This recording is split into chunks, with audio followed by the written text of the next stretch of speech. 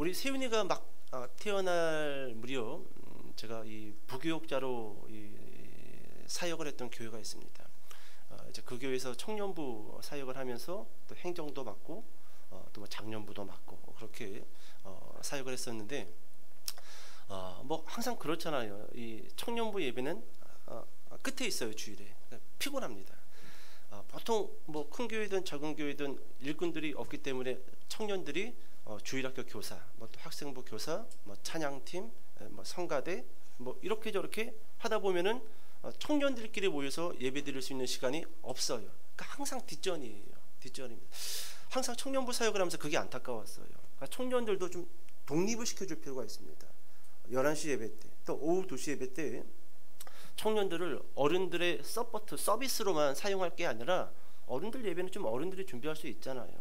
어른들 예배, 뭐 어른들 예배라고 좀 구분 짓는 것도 그렇지만 보통 11시 예배를 어른들이 많이 드리는 예배를 우리는 인식하고 있단 말이에요. 그럼 이 예배 찬양팀을 좀 뭐 집사님들이 한다든지 뭐 그런 거 좋지 않을까요? 뭐 우리 집사님들 뭐 또 권사님들 요즘은 한 70 되기 전까지는 다 이뻐요. 기력도 좋고. 그러니까 주일학교 교사들도 좀 이 집사님들이나 권사님들이 하면 좋지 않을까 싶은 그런 생각들을 많이 가지고 있었어요. 근데 아직까지 그런 부분들이 해소가 안 됩니다. 교회들마다. 큰 교회도 여전히 청년들은 1교시부터 10교시까지 주일에 뛰어야지 밤늦게 축 처진 어깨로 집에 돌아갑니다. 그 교회도 그랬어요. 청년부 예배가 4시예요. 4시. 아침 9시 주일학교로 헌신해.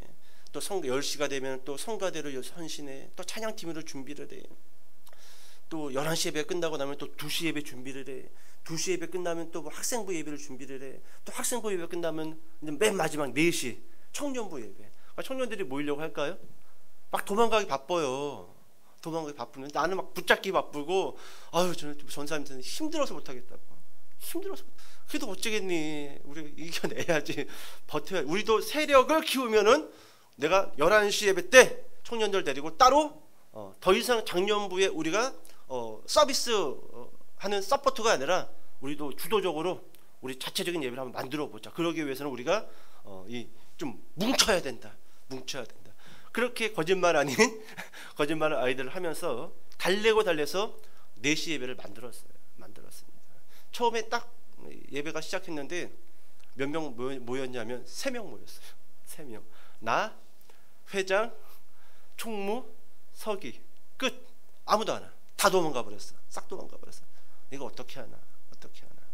그래서 이제 아이들을 불러가지고 뭐 극장도 가서 영화도 보고 또 야구 좋아하는 애들끼리 또 하나 모임 하나 만들어서 또 야구부도 하나 또 하고 뭐 이렇게 저렇게 하고 뭐 또 그 모임 가운데 또 2대 발레과를 다니고 있던 자매 하나가 있었어요. 또 그 자매 만나가지고 야 네가 좀 발레를 했으니까 그런 좀 이렇게 뭐 이렇게 몸을 푸는 그런 좀 모임 하나 만들어봐라.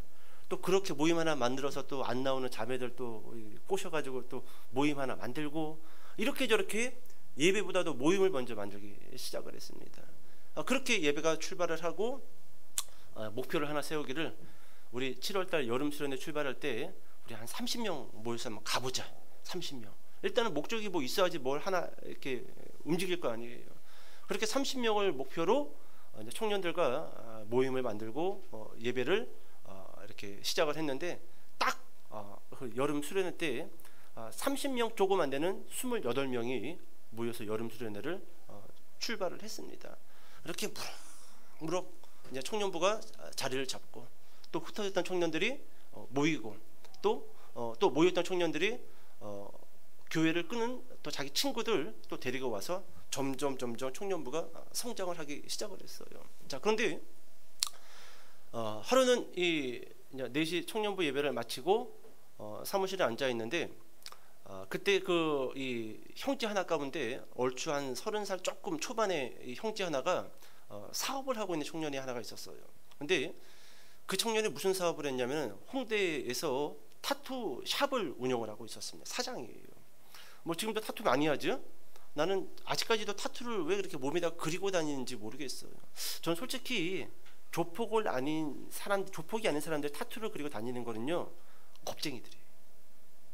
그러니까 스스로 자존감이 낮고 겁이 많으니까 문신을 통해서 다른 사람들에게 위압감을 주려고 하는 겁쟁이들입니다.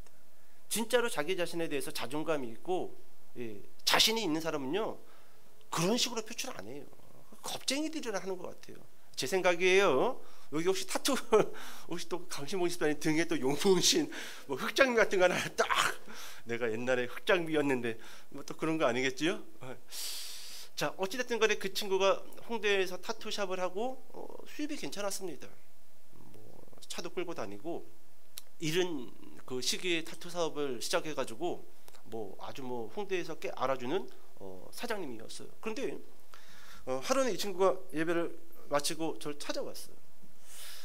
그러면서 이런 얘기하는 겁니다. 제가 이렇게 청년부 모임이 이제 좀 자리를 잡고 이렇게 전사님 말씀을 이렇게 쭉 듣다 보니까 갈등이 생긴다라는 거예요. 무슨 갈등이 생기냐? 그러니까 제가 뭐 이 무늬만 기독교인이지 어차피 저 바닥에서 타투하는 애들이 정상적인 애들은 아니라는 거예요. 다 코카인도 하고 대마초도 하고 더 가는 애들은 마약도 하고 보통 밤에는 홍대에 클럽 유명하지 않습니까? 다 거기서 또 먹고 마시고 부비고 또 원나잇하고 여자들 만나가지고 원나잇하고 이것이 일상이라는 겁니다. 뭐 알코올 중독 또 뭐 이 약물 중독 뭐 성 중독에 쩔어 있대요. 쩔어 있답니다. 근데 이제 이 형제가 갈등이 온다라는 거예요. 내가 계속 이 사업을 해야 될지 말아야 될지 그래서 이 전사님한테 좀 상담을 받고 싶다라는 거예요. 저한테. 그래서 한참 이 형제하고 이야기를 했는데 글쎄요 여러분 타투샵 하는 거하고 기독교하고 좀 연관이 있을까요? 기독교인들은 하지 말아야 될까요? 타투샵을? 이게 좀 고민인 겁니다. 물론 어른들은 에휴 그 흉한 걸 왜 해? 기독교인이 아니더라도 그런 걸 안 해야지. 근데 여러분 젊은 사람들한테 그렇게 이야기하면요 안 먹혀들어요. 문화가 달라요. 걔들한테는 그게 하나의 패션이란 말이에요. 패션. 우리 여성분들 아침에 교회 올 때 어떤 옷 입을까 이렇게 쫙 안 보고 나오지요? 기독교인들은 마찬가지입니다. 오늘은 어떤 귀걸이 할까? 오늘 어떤 이 머리 핀을 머리에다가 붙이고 나갈까? 화장을 어떻게 할까? 근데 요즘 젊은이들은 그래요. 그 정도 선에서만 생각한단 말이에요. 근데 이 청년이 내가 기독교인으로서 이 타투샵을 계속 해야 될지 말아야 될지 갑자기 갈등이 된다라는 거예요. 기도해 보자. 한 주 정도 기도해 보고 뭐 성령님이 네 속에 주는 마음을 쫓아서 네가 좀 결정을 했으면 좋겠다. 내가 뭐 가타부타라고 말하기가 좀 그런 거예요.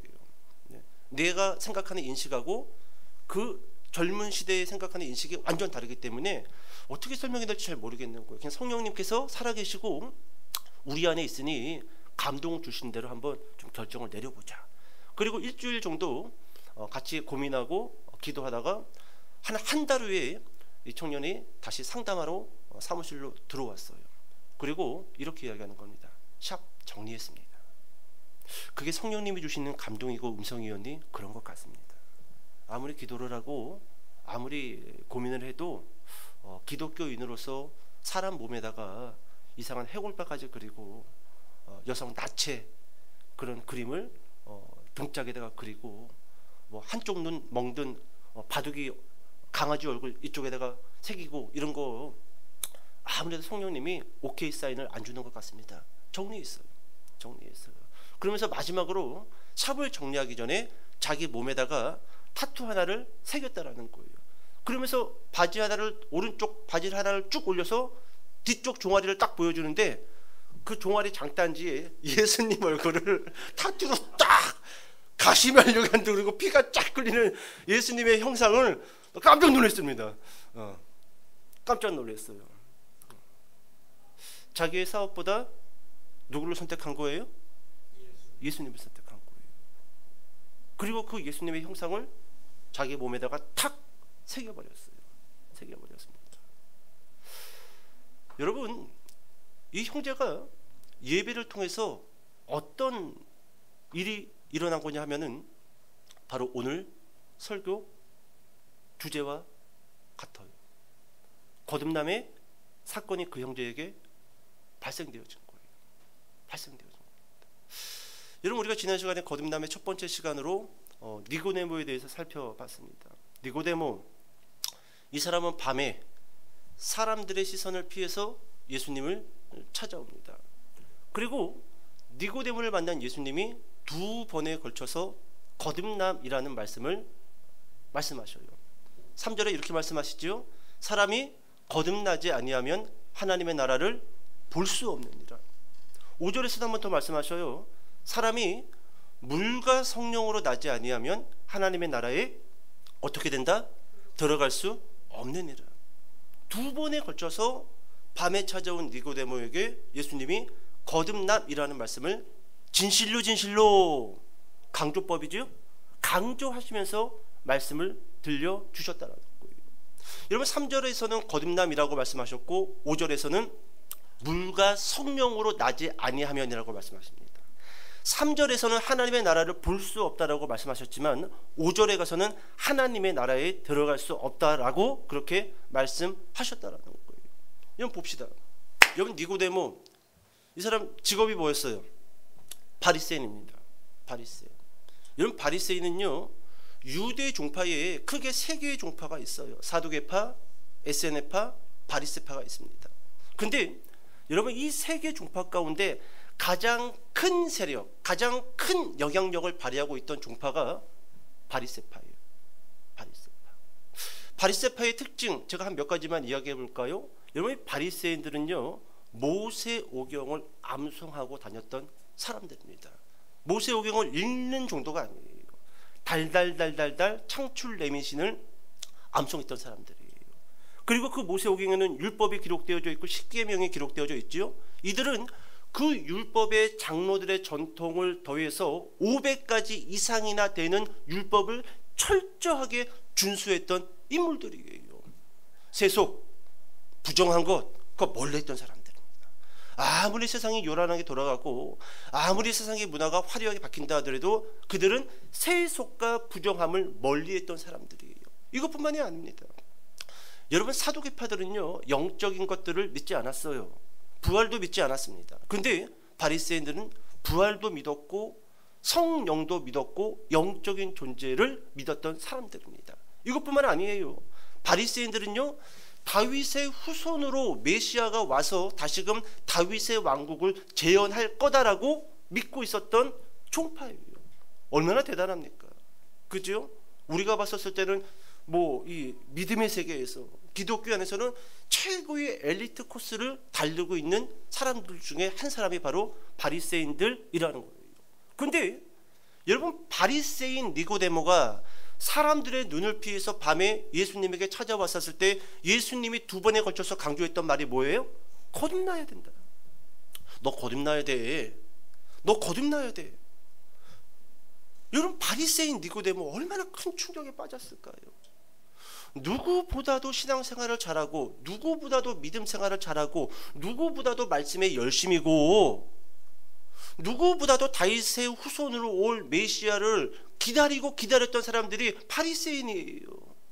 여러분 만약에 바리새인들이 천국을 못 들어간다, 바리새인들이 구원을 받지 못한다, 그럼 유대 땅 가운데 누가 구원을 받을 수 있을까요?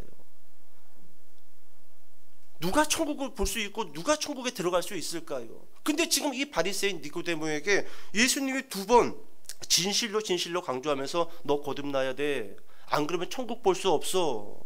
너 거듭나야 돼. 안 그러면은 하나님 나라에 들어갈 수 없어. 그렇게 말씀하셨다라는 거예요. 여러분 여기서 우리가 무엇을 생각해 볼 수 있지요? 니고데모의 성경 지식과 종교적 열심이 그를 거듭나게 할 수 없다라는 거예요. 여기에 니고데모가 큰 충격에 빠졌을 겁니다. 아니 그럼 나보다 어떻게 더 열심히 할 수 있지? 이보다 어떻게 더 할 수 있지? 내가 천국을 볼 수 없다라고 한다면, 내가 천국에 들어갈 수 없다라고 한다면 누가 들어갈 수 있는가? 그러면 나는 어떻게 해야 되나?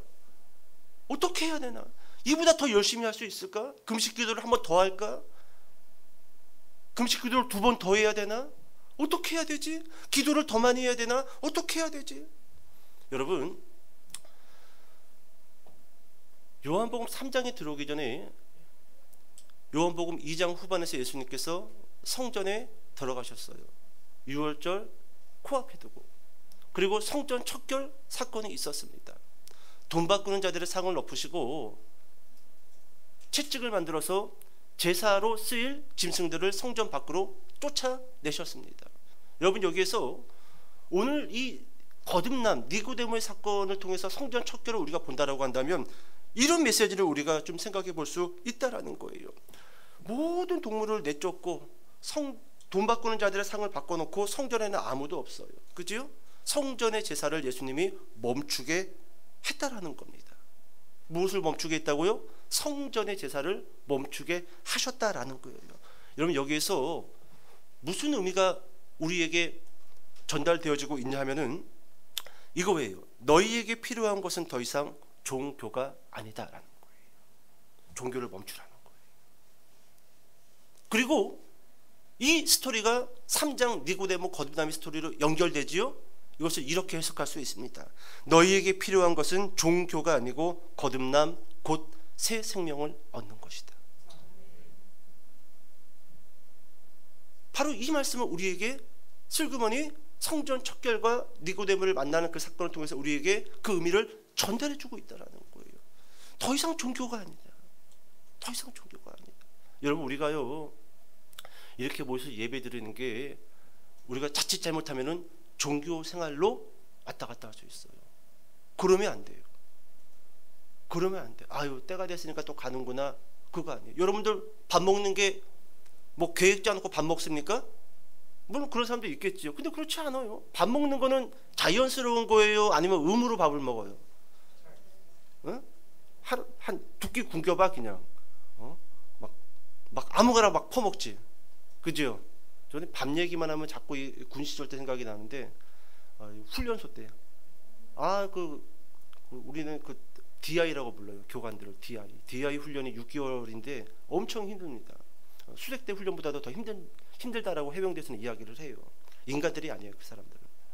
근데 그 인간들의 저녁에 힘들게 훈련하고 12월 끄트머리에 이제 막 새롭게 막 해가 바뀔 그 무렵, 뭐 해도 빨리 지잖아요. 그래가지고 막 포항 앞바다에 바람은 불고 막 6.25 때 썼던 동그란 도너츠 같은 그 기막에 검은색 고무줄로 돼가지고 앞뒤로 이런 걸 딱 쓰고, 야, 그지도 그런 그지가 없어. 지금도 사진을 보면은 이게 6.25 동란이야, 이게 90년대에 막 헷갈릴 정도예요.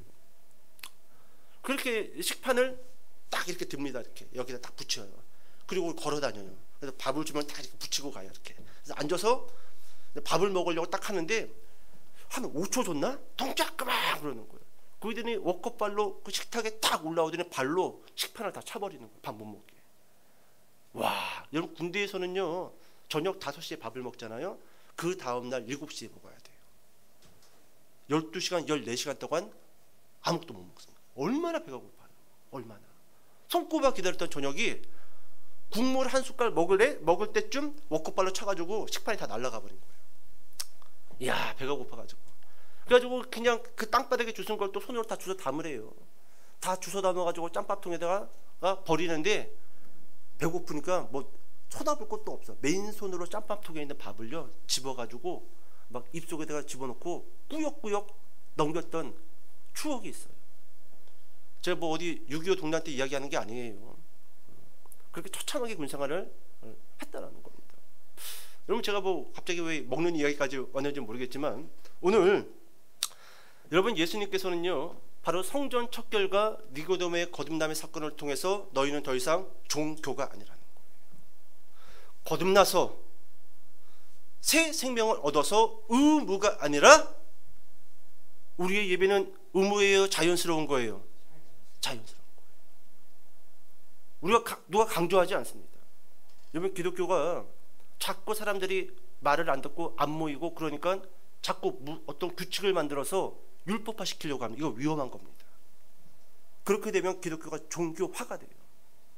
물론 어느 정도의 형식은 만들고 규율은 필요하지만 이것이 지나치다 보면은 종교화돼 버리는 거예요. 예수님은 그런 의미에서 성전의 모든 것들을 다 내쫓고 더 이상 종교가 아니고 거듭나는 것이고 새 생명을 얻음으로 인해서 너희가 너무너무 자연스럽게 모여서 교회를 만들고 예배를 드리고, 누가 강요하지도 않고 안 하면은 살금을 뗀다라고 말하지도 않는데 모여서 기도하고 성경을 읽고 성경을 공부하고, 우리 목요 성경 읽기 통독반 제가 뭐 나오라고 막 강조합니까? 아니에요. 아닙니다. 요즘 한 50명 모이지요? 한 50명 모여요. 천사가 한 40여 명 모이고, 예, 우리 한 성도님들 한 4-5명 모이는데, 예, 의무 아닙니다. 강조하지도 않고 벌금도 없어요. 벌금 자연스럽게 생명을 얻은 사람들이, 성령을 받은 사람들이 모여서 그렇게 교회를 만들어 나간다라는 것이죠. 여러분, 아주 오래전이에요. 아주 오래전. 그때 이 방송, 어떤 방송인지 모르겠지만 렛 미인이라는 방송이 인기가 있었습니다. 좀 기억나시는 분들이 있을 거예요. 렛 미인. 미인으로 가자라는 거예요. 그러니까 외모나 신체에 컴플렉스가 있는 여성들, 이것이 사회생활 하는데 지장이 있는 여성들은 그 방송 프로에 신청을 하면은 우리나라에 내노라는 성형외과 의사들이 공짜로 머리부터 발끝까지 싹 고쳐주는 방송이었어요. 처음에는 막 깜짝 놀랄 그런 외모를 가지고 프로에 나오는데 한 몇 달 지나서 다시 딱 나오면은, 이야, 뭐 황신의 뺨칠 만큼 싹 새롭게 변장이 되어서 출연하는 방송입니다. 그런데 하루는 쭉 보는데 등장했던 여성의 남편이 잠깐 그 화면에 나오는 거예요. 근데 그 남자애를 이렇게 봤더니 제 고등학교 절친이에요. 너무너무 친했던, 그래도 기독교인입니다. 금남교회에 학생부 회장도 했던 아주 믿음이 신실했던 제 고등학교 절친이 남편으로 나오는 거예요. 저놈의 새끼가 나오네. 근데 이제 전과 후의 그 와이프의 모습을 이제 비교하면서 이제 그 여자도 수술하러 이제 들어갔죠. 들어가서 막 고치고 막 그 와이프도 외모 컴플렉스가 있었던 것 같아요. 나이에 비해 너무 얼굴이 노안이 들었고, 그리고 가슴이 절벽. 이 아들만 셋이라고 그러더라고요. 그런데 다 이게 젖으로 키워가지고 이 가슴이 사라졌대요. 이게 막 너무너무 컴플렉스했던 거예요. 그래서 방송에 출연을 했는데 의사가 한 8천만 원 들었대요. 8천만 원. 좀 깎고 이빨 좀 집어넣고 뭐 이렇게 코도 좀 세우고 가슴에다가 보형물 집어넣고 뭐 지방 흡입도 하고 뭐 채울 때 채우고, 그래가지고 이 와이프가 탁 나왔는데, 여러분 어느 정도 이 미인이냐 하면은 역대 램 미인 출연자 100인 중에 이 와이프가 1등했어요. 그래서 제가 며칠 전에 다시 한번 그 자료 영상을 보면서 우리 사모를 불러서 내가 보여줬어요. 얘가 내 고등학교 절친이고 내 와이프다. 그러니까 그냥 가더라고요. 보고 뭐 나랑 비슷한 것 같은데 뭐 8천만 원 들여서도 나랑 비슷하면 이게 뭐 그냥 뭐, 예, 그러면서 가더라고요. 예, 가요. 근데 제가 왜 오래전에 이야기를 하냐면은 이 와이프가 완전히 바뀌었잖아요. 머리부터 발끝까지 완전히 바뀌었어요. 황신애보다 더 이쁠 만큼 완전히 바뀌었어요. 근데 마지막 인터뷰 중에 이 와이프가 이런 얘기를 하는 거예요. 새롭게 태어난 것 같아요. 새롭게 태어난 것 같아요. 물론 여러분 속사람은 바꿀 수 없지요. 근데 많은 돈을 들여가지고 겉모습을 완전히 바꿨어요. 그러니까 길을 걸을 때도 자신감이 생기고, 자꾸 밖에 나가고 싶고, 사람들 만나서 이야기 나누고 싶고. 전에는 막 너무너무 부품이 없으니까 마스크 쓰고 선글라스 쓰고 중절 모자 써서 완전히 자신을 감추고 살았거든요. 여러분, 제가 왜 이런 이야기를 하냐면 거듭남이 바로 이와 같다라는 거예요. 거듭남은요, 우리가 거듭나면은요, 여러분 그 거듭남은 종교를 더하는 것도 아니고 열심을 강조하는 것도 아니라는 거예요. 거듭남은 완전히 새롭게 태어나는 것이고 새로운 생명을 얻는 것, 그것이 거듭남이에요. 여러분, 거듭나지 못한 사람들이 자꾸 이렇게 이야기합니다. 에휴, 내가 하나님 아직 좀 밀어놓고 믿는 거야. 에휴, 내가 하나님 안 믿는 거 그거 내가 안 믿는 거야. 그 착각입니다. 거듭나지 않았기 때문에 볼 수도 없고 들어갈 수도 없는 거예요. 여러분, 우리 부모님이나 믿음 생활에 열심히 있는 사람들이 그 열심히 내는 게 뭔가 좀 이성적으로 떨어지고 감성적으로 너무 발달돼서 그런 게 아니에요. 거듭나서 보이기 때문에 달려가는 거예요. 천국이 보이기 때문에, 천국이 내 앞에 있기 때문에 달려가는 거란 말이죠. 착각하지 마세요. 내가 안 하는 거다. 내가 언제든지 하려면은 마음만 먹으면은 신앙생활 누구보다 더 잘할 수 있다. 아니에요, 여러분. 아닙니다. 그렇게 해서 그 천국을 볼 수 있는 게 아니고, 그렇게 해서 천국을 들어갈 수 있는 게 아니라는 거예요. 거듭나는 거예요. 완전히 새로운 본성, 새로운 생명이 내 안에 들어왔었을 때 하나님의 나라를 향해서 예배를 위해서 모이고 달려가고 뛰어갈 수 있는 사람들이 될 수 있다라는 거예요. 여러분, 그때 그 타투샵을 했던 그 교회에서 그 형제만 있었던 것이 아니에요. 원래 그 형제가 저와 상담을 하기 이전에 한 자매가 저한테 먼저 상담을 요청했었습니다. 우리 사모는 기억날 거예요. 그 자매는 얼굴이 그냥 곰표 밀가루처럼 하얘, 이렇게 하얘, 이렇게 하얘. 얼굴이 이쁘게 생겼어. 그리고 성악을 전공을 해가지고 교회 성가대 솔리스트였습니다. 그런데 이 자매가 하루는 상담을 요청을 해서 사람들이 없는 곳으로 좀 가자라는 거예요. 저는 어디 커피숍에 가든지 아니면 잘 먹지 않는 햄버거집 가서 이야기하려고 했는데 사람들이 아예 없는 곳으로 좀 가서 이야기를 했으면 좋겠다라는 거예요. 그래서 어디를 가야 되나, 어디 산으로 올라갈 수도 없고, 그래서 교회 앞에 초등학교 운동장이 있었는데 운동장 정 가운데로 걸어갔어요. 아무도 없어. 바람만 휙 불고 먼지 막 휙 날리고 멀리서 보면 저것들이 왜 저러고 있나 싶을 정도로 운동장 한 가운데에 서서 이제 이 자매하고 이야기를 시작했습니다. 그런데 이 자매가 완전히 비밀스러운 이야기를 저한테 하기 시작하는 거예요. 뭐냐면 제가 실은 평일에는 이 학교 선후배 여자들이겠죠. 보통 이 나이트나 클럽을 종종 간다라는 겁니다. 그리고 거기서 만난 남자들하고 원나잇을 한대요. 완전히 비밀스러운 이야기예요. 완전히 엄청나게 고민을 많이 했대요. 근데 그 이야기를 왜 꺼냈느냐 하면은 마찬가지였어요. 말씀을 듣다가 갈등이 생기더라는 거예요. 전에는 주일에는 교회 가서 기독교인인 것처럼, 그리고 조금 깨끗해진 느낌이 있잖아요. 그러니까 세상 가서 또 더럽혀지고, 또 더럽혀진 다음에 또 교회라는 목욕탕에 와서 또 한번 싹 씻고, 이 맛이 있었다라는 거예요. 이 맛이. 여러분, 맨날 그냥 그 구정물에 살려고 하잖아요. 그 재미없습니다. 여러분, 떡도 남들 몰래 먹는 떡이 맛있어요? 그냥 남들하고 같이 나눠 먹는 떡이 맛있어요? 나눠 먹는 떡이 맛있어요? 숨어서 먹어봐. 얼마나 맛있는데. 오늘 떡 좀 사갖고 가서 가족들 다 불러놓고 화장실에 숨어서 먹어봐. 그것처럼 맛있는 떡이 없어. 꿀떡이야, 꿀떡. 꿀떡. 그래서 군대에서 종종 막 과자 들고 화장실에 가서 몰래 막 이렇게 먹잖아요. 쫄병들 막 그 이렇게 침낭 뒤집어쓰고 건빵 입에다 집어넣고 막 녹여서 먹잖아. 그 건빵 맛이 얼마나 맛있는데, 남들 모르게 먹는 거. 이 자매가 그랬던 거예요. 이 자매가 더럽히고, 더럽힌 몸을 또 교회에 와서 또 한 번 이렇게 기도하고, 그렇게 왔다 갔다 하다가 어느 날부턴가 청년부 예배를 드리는데 갈등이 오더라는 거예요. 이거 어떻게 해야 되지? 이거 어떻게 해야 되지? 내가 지옥 가는 거 아닌가? 내가 구원 못 받는 거 아닌가? 갑자기 거기에 대한 고민이 되기 시작했다라는 거예요.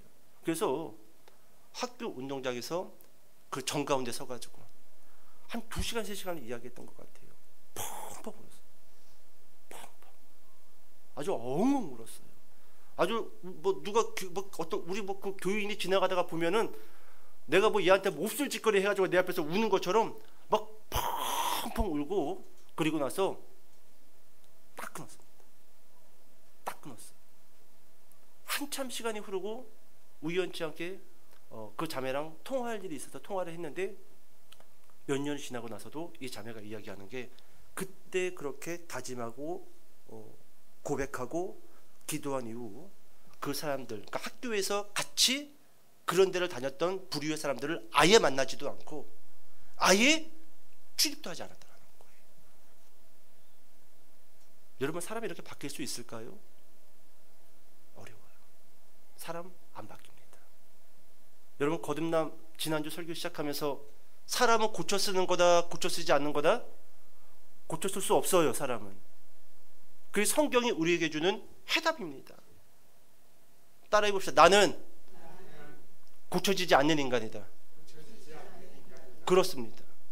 그런데 유일하게 고쳐지는 장소가 있어요. 어딜까요? 그렇습니다. 교회예요. 말씀을 듣고 말씀을 통해서 예수를 알고 말씀을 통해서 성령이 내 안에 임재하면은 새로운 본성이 들어오는 거예요. 그런데 여러분, 이 새로운 본성, 새로운 영이 우리 안에 들어올 때요, 옛 본성이 사라지고 새로운 본성이 들어오는 게 아닙니다. 옛 본성은 있는 상태에서 새로운 본성이 들어오는 거예요. 그래서 사도 바울은 뭐라고 이야기합니까? 육체의 소욕과 성령의 소욕이 어떻게 한다? 싸운다. 싸운다. 이 싸움이요, 갈등이고 고민이에요. 타투샵을 했던 그 형제, 왜 갈등했을까요? 한 번도 갈등했던 적이 없어요. 한 번도. 교회에서 솔리스트를 하면서 클럽에서 남자들을 만나서 원나잇을 삶의 엔조이를 즐겼던 그 자매, 왜 갑자기 그것이 고민되고 갈등됐을까요? 새로운 본성이 없었던 거예요. 옛 본성.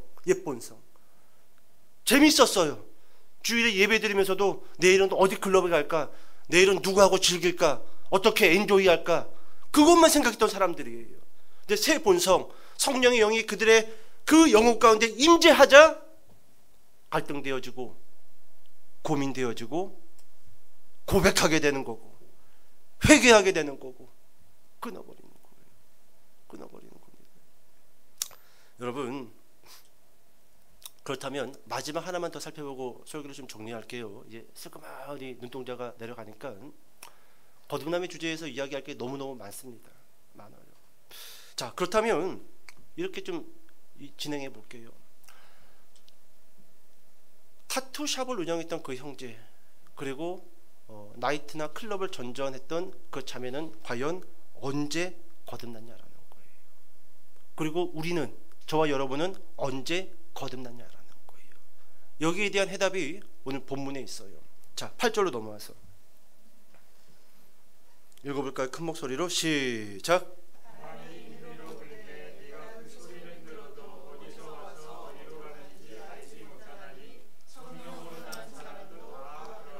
아멘, 아멘. 자, 바람이 임의로 불매라고 시작하죠. 여기서 이 바람이요, 동그라미 치세요. 이 바람이란 단어와 성령이란 단어가 있죠. 같은 단어입니다. 푸뉴마. 그러니까 언어 유희지요? 언어 유희예요. 언어를 보면은 언어 유희예요.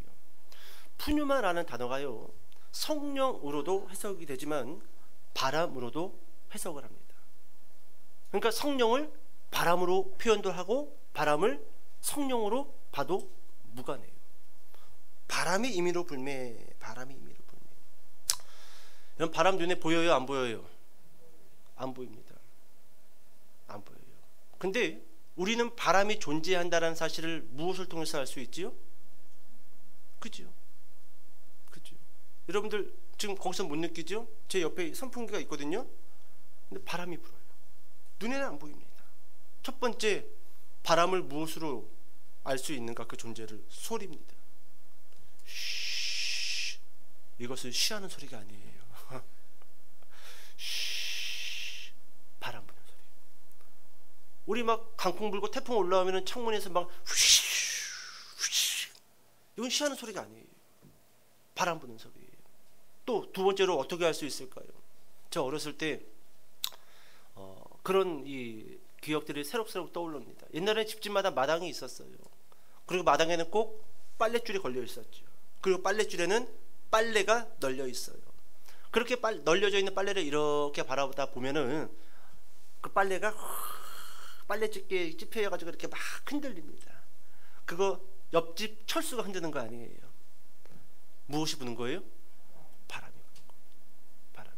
오늘 예수님은요, 우리가 언제 거듭나는가, 어떻게 거듭나는가, 이 질문 앞에 바람이라는 단어를 사용해서 너희가 어떻게 거듭나는지, 언제 거듭나는지에 대해서 설명해주고 계시다라는 거예요. 여러분, 성령으로 거듭나는 사람들도 똑같다라는 겁니다. 똑같다라는 거예요. 성령으로 거듭나는 거 눈으로 볼 수 없다라는 거예요. 너희가 알 수 없다라는 겁니다. 하지만 바람이 불면은 소리를 통해서 알 수 있고, 바람이 불면은 사물의 움직임을 통해서 알 수 있잖아요. 여러분, 바람이 여기서 이쪽으로 붑니다. 그러면요, 이 나뭇가지가 이쪽으로 움직일까요? 이쪽으로 움직일까요? 여기서 이렇게 움직여. 이렇게 움직입니다. 지금 선풍기 바람이 이렇게 불어요. 제 양복 바지가요, 이쪽에서 이쪽으로 펄럭이고 있어요. 성령으로 난 사람이 그렇다라는 거예요. 전에는 자기 감정이 부는 바람에 쫓아서 살았단 말이에요. 타투 현장에, 약물하는 현장에, 술 먹는 현장에, 여자들과 노는 현장에 감정의 바람, 육체의 소욕의 바람이 부는 대로 살았단 말이에요. 그런데 성령이 우리 안에 임하자 성령이 부는 바람에 따라서 걸어가는 거예요. 성령이 나를 저쪽으로 분다? 걸어가는 거예요. 걸어가는 거예요. 성령이 나를 예배의 현장으로 분다? 그 현장으로 걸어가는 거예요. 그러니까 언제 거듭났는지, 어떻게 거듭났는지 우리는 알 수 없어요. 볼 수 없습니다. 그런데 그 성령의 바람에 쫓아서 우리가 살고 우리의 몸이 움직이는 걸 통해서 우리는 무엇을 알 수 있는 거예요? 거듭났음을 확인할 수 있다라는 거예요. 예설 정리할게요. 여러분, 이제 거듭남이라는 이 3장을 마치고 요한복음 4장으로 넘어가게 되면은 우리가 잘 알고 있는 여성 한 분이 등장을 합니다. 예수님이 제자들과 사마리아를 지나가다가 수가성 우물가에서 잠깐 쉬고 계셔요. 그리고 그곳에서 우물을 기르기 위해서 온 여자 하나를 만나고 긴 대화를 시작합니다. 자, 그렇게 대화 중에 예수님이 이 여성에게 질문을 합니다. 가서 네 남편 데려와. 가서 네 남편 데려와. 그러니까 여자가 정색을 하는 거예요. 그리고 이렇게 이야기하지요. 저는 남편 없어요. 남편이 진짜 없었던 걸까요? 아니에요. 사장 가서 보게 되겠지만 이 여자에게는 전 남편이 몇 명? 5명 있어요. 그리고 지금 살고 있는 남편도 있습니다. 근데 이 여자는 뭐라고 이야기했어요? 남편 데려와 라고 했더니 있어요? 없어요? 남편 없어요. 정색을 하면서 이야기하는 거예요. 근데 여러분, 제가 이 4장 본문을 미리 묵상하고 보면서 하나 좀 이해할 수 없었던 게, 예수님이 남편 없어요 라고 말했던 그 사마리아 수가성에서 만났던 그 여자에게 뭐라고 대답을 하시냐면, 지금 있는 자도 네 남편이 아니니 네 말이 참되도다. 왔다라는 거예요. 그 도대체 남편은 뭐야? 전 남편 5명 있었고 지금 살고 있는 남편이 있으면 있는 거잖아요. 여자 거짓말했잖아요. 남편 없다고 거짓말했잖아요. 근데 예수님이 뭐라고 이야기하냐면 네 말이 맞다라는 거예요. 지금 살고 있는 남편도 네 남편 아니니 네 말이 맞다. 그러면 적어도 지금 예수님하고 이 여자가 말하고 있는 남편은요, 우리가 알고 있는 육체적, 행정적, 법률적 남편이 아니라는 거예요. 여러분, 이 여자는 어떻게 해서 6번째 남편과 살고 있는 걸까요? 알 수 없습니다. 첫 번째보다 5번째까지 남편이 다 죽었을까요? 아니면 첫 번째부터 5번째 남편들이 다 논팽이였을까요? 한량들? 첫 번째부터 5번째 남편들이 바람을 피워서 이 여자를 버린 걸까요? 알 수는 없어요. 근데 봅시다. 한 번 이혼한 여성이요, 2번째 남자를 선택할 때 어느 정도 신중할까요? 어느 정도 알아볼까요? 여자가 남자와 결혼할 때 자신의 인생을 올인하는 거예요. 그 남자의 모든 것들을 믿고 자신을 던지는 거예요. 근데 그게 실패했어. 2번째로 갈 때 얼마나 신중했냐라는 거. 또 2번째도 실패했어. 그게 재산이든 질병이든 그 헤어짐이, 우리는 그 이유를 알 수 없지만 이 여자가 5번째까지 왔을 때 새롭게 남자를 만날 때 얼마나 신중하고 또 신중하고, 만약에 재산이 없어서 6번째 남편을 만났다라고 한다면 첫 번째보다는 2번째, 2번째보다는 3번째, 3번째보다는 4번째 더 재산이 많은 남자를 만나지 않았을까요? 만약에 남편의 외모가 못생겨서 이혼을 했다라고 한다면 첫 번째보다는 2번째가 더 잘생겼고 5번째, 6번째는 거의 뭐 저처럼 생긴 남자가 아니었을까요? 네? 지금 동의의 웃음이지요?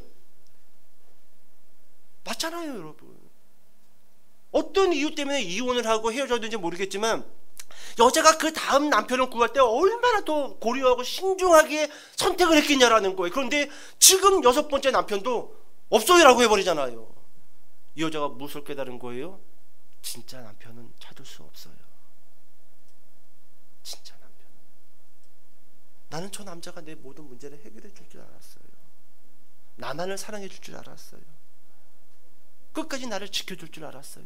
근데 그 어떤 남자도 6번째까지 고르고 골랐는데 그런 남자는 없는 것 같아요. 근데 지금 그 현장에 이 여자가 누굴 만난 거예요? 맞습니다.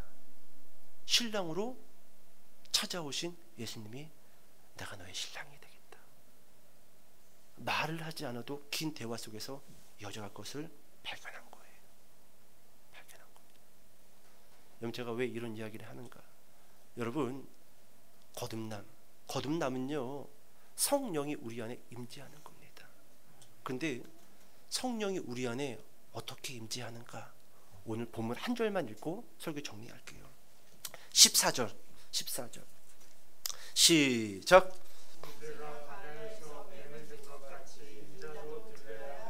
아멘. 여러분, 우리가 거듭날 수 있는 이유, 성령이 우리 안에 임재하는 이유는요 그냥 아니에요.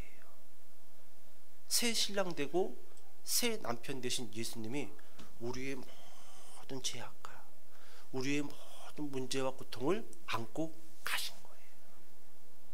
그리고 그 공허한 그 영혼 속에 예수님이 무엇을 보내주신 거예요?